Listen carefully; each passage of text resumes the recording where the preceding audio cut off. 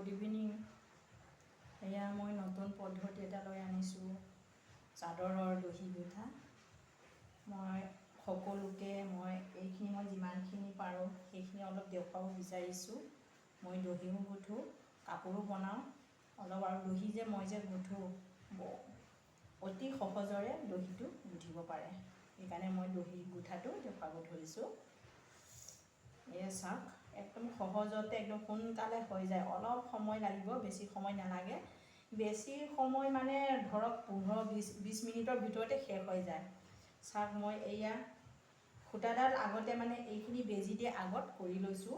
এইখিনি মানে বেজী দি মানে প্ৰথমতে মানে এটা এটাকৈও কৰিব পাৰে, কিন্তু মই একেলগে কৰি লৈছোঁ। একেলগে কৰিলে মানে ধৰক একেলগে মানে কামটো মানে শেষ হৈ যায়, নহ'লে বেজী আকৌ মাৰি থাকিব লাগিব। সেইকাৰণে মই দহিটো গুঠি